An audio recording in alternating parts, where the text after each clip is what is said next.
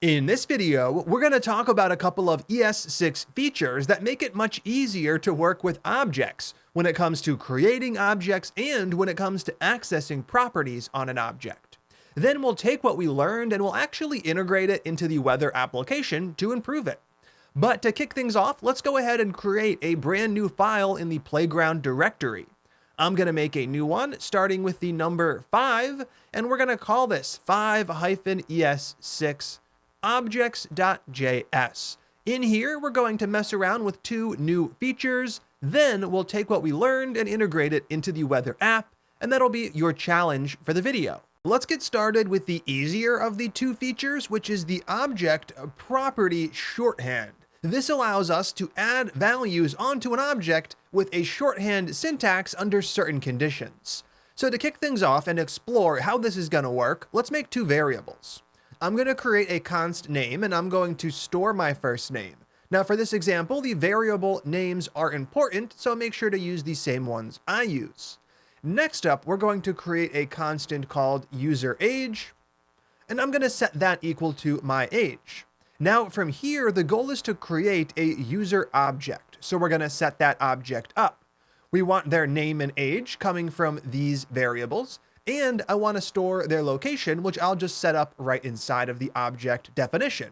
So name comes from the name variable, then age comes from the user age variable, and finally location comes from an inline string. So right here, I'll just define my current location, Philadelphia. Now we have an object and we could print that to the console and we wouldn't get any surprises. So right here, console.log user. I'm going to save the program and run it just to make sure things are working so far. At this point, we are not taking advantage of the new syntax. Down below in the terminal, I'll use cd:/playground to switch into that directory. From here, I'll clear the terminal output and run my new script. That's going to be node 5-ES6-objects.js. And when I run it, what do I see? I see my object with those three properties, name, age, and location, with the correct value for each. Now let's talk about the object property shorthand syntax. This syntax can be used when defining an object like we're doing here. It comes into play when we're setting up a property whose value comes from a variable of the same name. And that is exactly what we do here. We're setting up a name property. The value comes from a variable with the same name, and that means we can actually use the shorthand syntax. So what do? We remove the colon, and we remove the variable name, leaving what just looks like the property name. But this is actually a shorthand syntax. When we do this, it's going to create a name property on user whose value comes from the value of the name variable. So in this case, we are going to get the exact same result we got before. Down below, I can save the file with the new syntax in place and run the script. What do I get? I get the exact same thing showing up. Now it's important to note that the names need to match up exactly. So we have age right here, but its value comes from the user age variable. That means we're not going to be able to take advantage of the shorthand syntax like this because there is no age variable defined. If I do try to use this, we're going to get an error when we run the script. Down below, I can run the program in its current state, and what do I get? I get a reference error. Age is not defined, and they're right. There is no age variable. So when we do want to create a property whose value comes from a variable of a different name, we still have to list that out. But here we can use the shorthand syntax because the property name we're trying to create does match up with that variable name. Now, this is not an earth-shattering feature that's going to make your programs faster or more scalable, but it is a very nice syntax improvement, and I take advantage of it constantly, and there are a few places in our code where we can take advantage of it as well. Before we worry about integrating this into our code, let's go ahead and explore the other feature, which is going to take a bit more time. This is known as object destructuring. Now, object destructuring is useful when you have an object and you're trying to access properties from it. So let's start by creating an object we can work with. Let's get started by defining the object we're going to destructure. So right here, const product equals, we're going to set up an object, and we could say this is an object for a fictitious inventory system. Let's say for our store, we have a label for each product, which is shown on the shelf below the product. I could call this one something like red notebook. And from there, we'll add a couple of other properties into the mix. I'll add price. Let's say this notebook is $3. I'll add the stock. We can say we have 201 in stock. And finally, I'll add something like sale price. And we'll say that the item is currently not on sale by setting the sale price property equal to undefined. Now, from here, we can go ahead and use destructuring. The whole goal of destructuring is to extract object properties and their values into individual variables. So instead of a product price property, I could have a price variable with the value of 3. Or instead of a label property on product, I could get access to a label variable with the value red notebook. This is really useful, especially when you're working with complex objects that have a lot of properties you're constantly referencing. It's nice to have those standalone variables that you can easily use. We can achieve the same behavior without a new syntax by simply creating individual variables, like a const label whose value comes from product.label, and we could do the same thing for something else, like a const stock whose value comes from product.stock. Now we have a label and stock variable we can access throughout the rest of the program without having to grab it off of the object each and every time we want to use it. Now the problem with this obviously is that we end up writing a lot of code for each one we want to extract. So we're going to have multiple lines to pull off multiple values. With destructuring, we get an improved syntax. So I'm going to comment out those 2 lines, and down below we'll explore the destructuring syntax. Now, I'll admit it's going to be a bit weird at first, but I promise you'll get comfortable with it as we use it more and more throughout the class. So to start, we are indeed still trying to create new variables, so I am going to set up const, and in this case, we are going to, after const, add a pair of curly braces. We'll talk about what goes inside of there in just a second. After that, we are going to set it equal to, and this is where we put the object we're trying to destructure. In this case, I'm trying to pull values off of product, so I'm going to reference it right there. Now let's do the same thing we did above. Instead of accessing product.label and product.stock, I want an individual label and stock variable. To get that done, inside of the curly braces, we list out all of the properties we're trying to extract. So that would be label, comma, followed by the next one, which would be stock. Now the space in between is completely optional. I typically add a space when I'm working with destructuring. And now what do we have? We have individual label and stock variables, which we can use down below.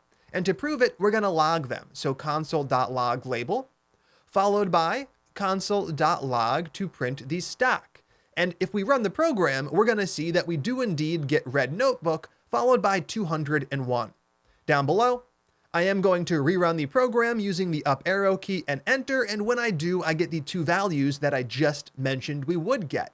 So with the destructuring syntax, it makes it really easy to extract properties off of an object, creating individual variables that store those property values. So in this case, we are pulling a label property off of product, we are getting its value, and we are creating a new label variable, and we're doing the same thing with stock. We're creating a new stock variable whose value comes from the stock property on product. When you are destructuring, you can grab as many things as you want by listing them out in a comma separated list inside of these curly braces, and that could include properties that don't exist on the object at all, like rating. Maybe I'm storing a star rating for each product. There is no property defined up above, so what are we going to get as the rating variable? Well, we're going to get undefined. Down below, console.log, if I print that new rating variable, the program isn't going to crash because there's no property rating. It's just going to store undefined, and that's exactly what we can see down below. Now, there are 2 other nice things we can do with destructuring. One is that we can rename the variable we end up creating. So let's say that I want to create a label variable, but instead of calling it label, I want to call it something like product label. But obviously, I'm still trying to get it from the label property on product. To do this, we use the following syntax. We list out the property that we're trying to grab, followed by a colon, followed by the new name. So in this case, product label would be the new name we want to create. So this is going to create a new constant called product label, who gets its value from the product label property. Now let's go ahead and test this out. If I run the program in its current state, it's going to fail. There is no longer a label variable defined. We have renamed that product label. If I reference product label, we're going to see this time around that things will indeed work. I'm going to rerun the program, and now we are correctly seeing red notebook print. So being able to rename the variable we create when destructuring can be really handy, especially if that name happens to be already taken. Maybe, as an example, we already have a label variable up above in the program and we can't use that down here, but we still want to take advantage of destructuring. One last little feature we get when using destructuring is the ability to set up a default value for the variable should the object not have that property. We could do this for label or stock or rating. To explore this, let's do it for rating, since there is no rating property up above. Right here, we just say rating equals followed by a value. Let's say if there is no rating property, we will use the number 5 as a 5-star rating. Now if I run the program, we're going to see 5 print. It's important to note that this default will only be used if there is no property matching on product. If there is, the default won't be used. So for example, if I set up rating, let's set it equal to 4.2 stars up above. Now that value is going to be used instead of the default. We can save the program, we can rerun things, and that is exactly what we end up seeing below. Now we can also use destructuring when we're working with function arguments. That's the last thing we're going to cover before we move on to the challenge where you're going to use these two tools in the weather application. Right here, I'm going to comment out all of the code we have for destructuring, and we're going to create a function that takes in that product object. So right here, let's go ahead and create a function. I'm going to create something like const. I'll call this transaction, and we're going to set it equal to a function. And this function is going to expect 2 arguments. Let's say there's a transaction type. Am I selling a product or am I placing an order? And let's say we also need to know the information about the product that we are making this transaction with. So I'll call this something like my product.